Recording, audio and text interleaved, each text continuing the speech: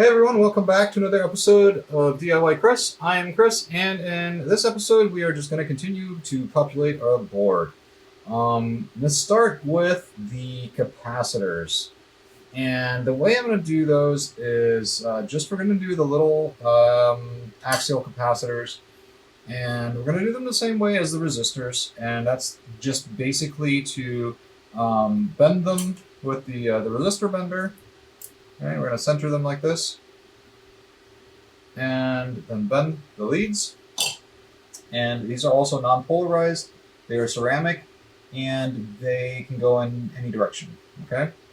So this first one is going to be C23, which is 360 PF. I'm actually using 330 PF for this, and that's just fine. Not an issue there. Been doing this just like that for a while without any problems. When you notice when they're close in value like that, it's okay to do that. Okay, so this next one here is C38, and that one's going to be 51 PF. And I actually have a 51 PF capacitor here. These actually get quite pricey, these weird value ones. You know, I would say check Mauser and other places, but yeah, I get most of my stuff from Mauser. Then I have this one here, which is C83, and C83, and this is going to be interesting because the book doesn't have C86, which is going to be the one that we're going to do next, but C83 and C86 are basically the same. C83 is 82 PF, and C86 is also 82 PF. So we're going to go ahead and put this one in, C83, and C86, which is just conveniently missing from the board, or from the book. So we're going to bend this, 82, that's C86. And then the only one we have left is C36. And C36 is a 20 PF, if I remember. Yep, it's a 20 PF capacitor. So we're going to go ahead and bend that one. So we've got C36. Okay. Now, while we have the board turned, these are also pretty much as low to the board as the resistors are. So we literally could have done these at the same time. But I'm going to go ahead and do these diodes, right? So we have this first one, the CR1, which is a 2.7 volt Zener Diode. Now these are polarized, so you have to make sure that you put these in the right direction. Okay, CR1 is right here, and all you're really going to do is match this black line right here to this line right here, okay? So same deal, we're going to go ahead and put that in the third slot, bend it, and then stick that in there. Like that. All right. Now we have CR2, which is right up here, which is also a Zener diode, and that is a 7.5 volt Zener diode. So we're going to go ahead and bend that. And I'm going to go ahead and drop that guy in. Okay. Now these ones, these are the Rectifier Diodes, and I'm going to go ahead and wait to put these in until after we've flipped the board and soldered in what we have now, because that stuff, these are higher off the board and don't want to do a lot of fixing. Let's make sure we got everything pulled tight. All right.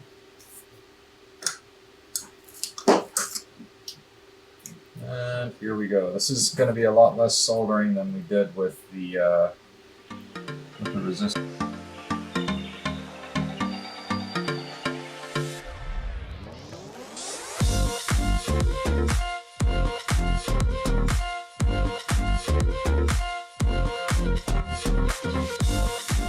All right, that takes care of the capacitors and the diodes. And they're off the board a little bit, so I'm going to go ahead and just heat up the pads underneath and push on them so that I can get them closer to the board.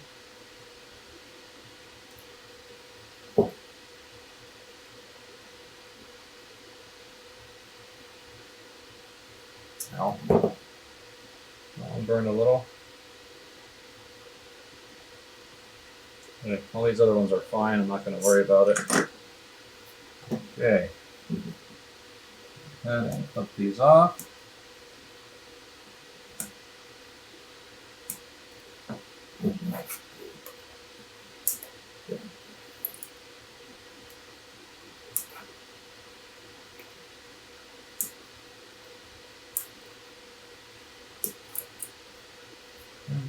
These down here.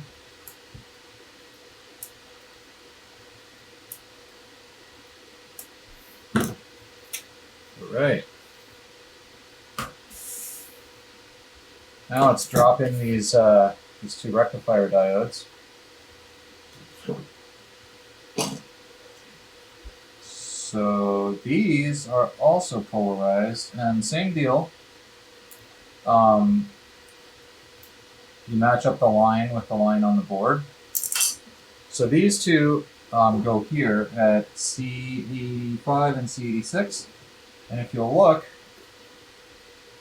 just make sure that you match up the line on here, the silver line, with the line that's on the symbol.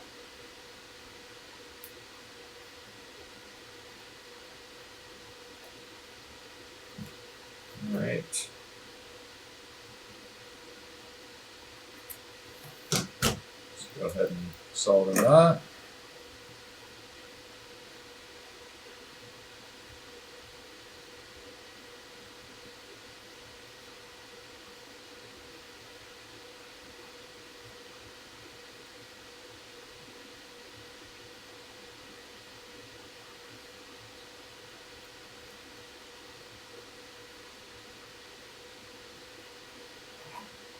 Right. Flip these off. And then the next thing we're going to do is going to be the Ferrite beads. And those are pretty simple. You just bend those just like the resistors. And then go from there. Now what did I do? There we go. So this, I'm going to go ahead and put my little legs back. All right. So usually what I do, instead of like trying to rip them all out, I clip them. It's a lot faster, usually.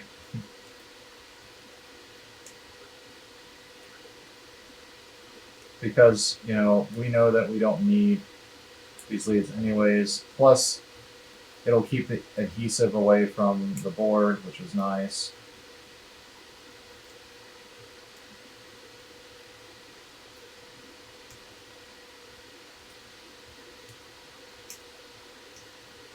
Because if you pull these out from the strip, they'll have some adhesive, which can, you know, get stuck in the hole and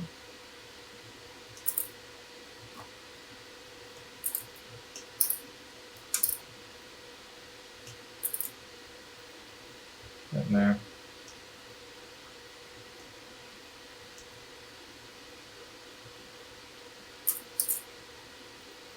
You know, a lot of these things I actually sell on my website, so if you're having a hard time finding these, I know the Ferrite beads are getting tough to find if you're trying to find the specific ones that are used in the Commodore. But I have these for sale on my site, as well as some other stuff, like I sell all of the resistors in a kit and all of the electrolytic capacitors. I've been thinking about doing kits for the axial capacitors that I just got done soldering, but I haven't found a good distributor for those yet, and it would make no sense for me to buy them from Mouser just to sell them to you if you could just buy them from there, right? Other than the fact that they'd all be just in a nice kit put together so that you don't have to search for them. Maybe that's a thing, but then I'd have to charge more for them just because. So I'm just going to go ahead and pre-bend all of these. I think there's like 22 or 23 of them total. So these, luckily enough, are non-polarized, and they have no markings on them whatsoever. So it really doesn't matter which direction these are turned. So basically, you're just going to find all of the holes that have an FB designation, so FB1 through whatever, and everywhere you see an FB, you're going to drop one of these in. Make sure you put them all in because these actually connect things.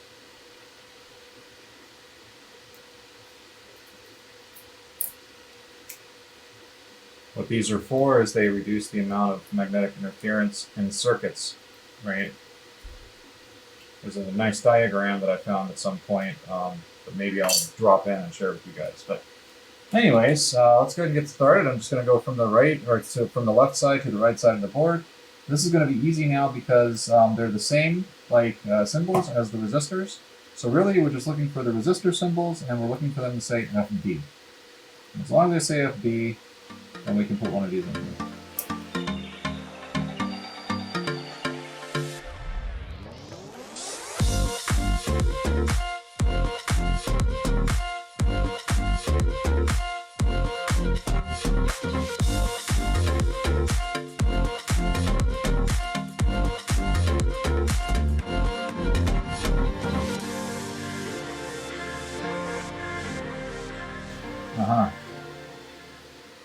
FB23, which is funny. I remember the first time I put one of these boards together,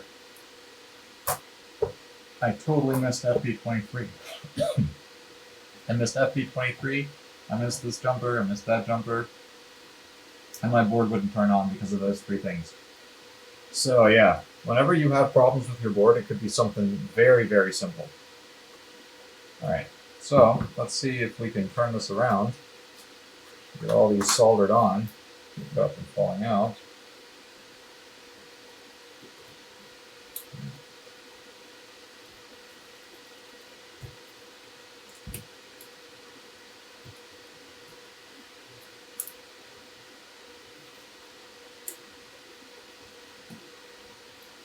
Alright, this all looks fine to me. Nothing weird. Alright, so let's do it. Let's do some soldering.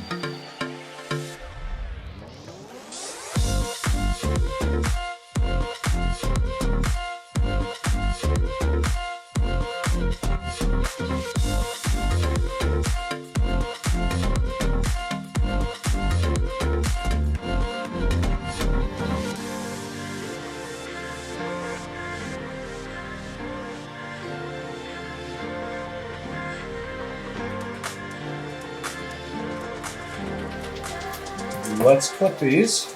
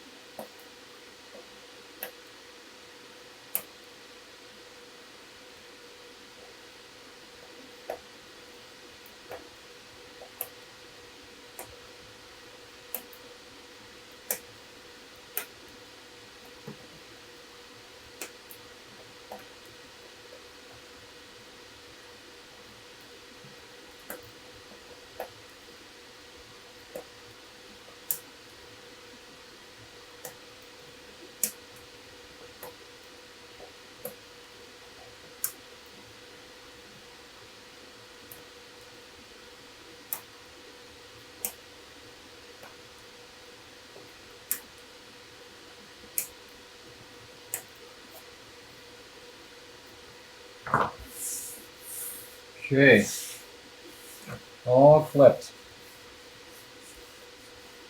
our little board is coming right along.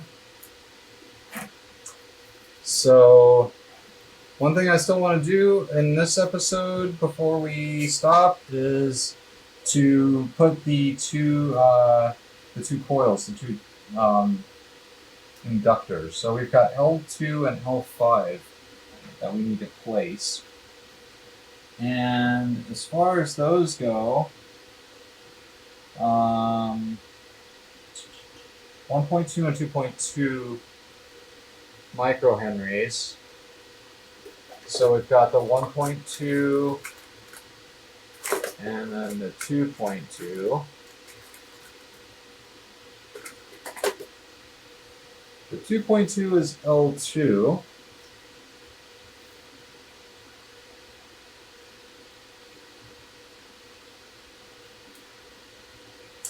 Which is down here.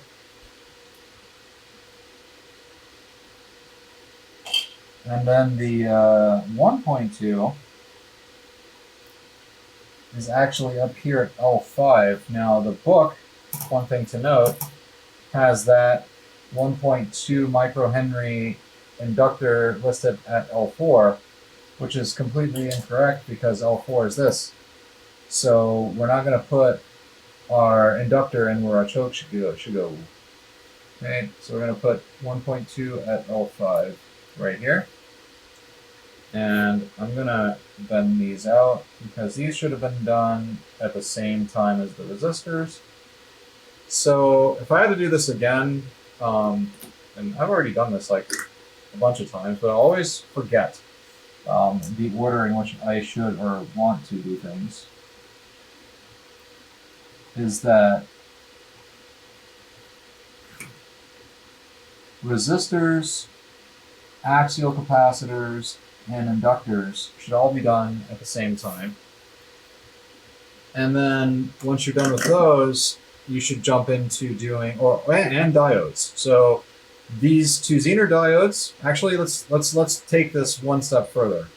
The things that should be done first, these two jumpers, R26 and then E1, E3, those should be done very first. And then what's next? These two diodes, the Zeners, and then we do all of the resistors, capacitors, the axial ones, and the inductors. And after that, we can do the rectifier diodes, and then we do all of our Ferrite beads. All right. And then once we're done with that, that's when it gets fun, because then we can start adding some more stuff. Like, I think what I'm going to do next is actually the sockets.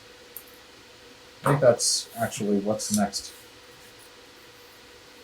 And for the sockets, I've got something special to show you guys. So stay tuned for that next episode, because that one's going to be different. Okay.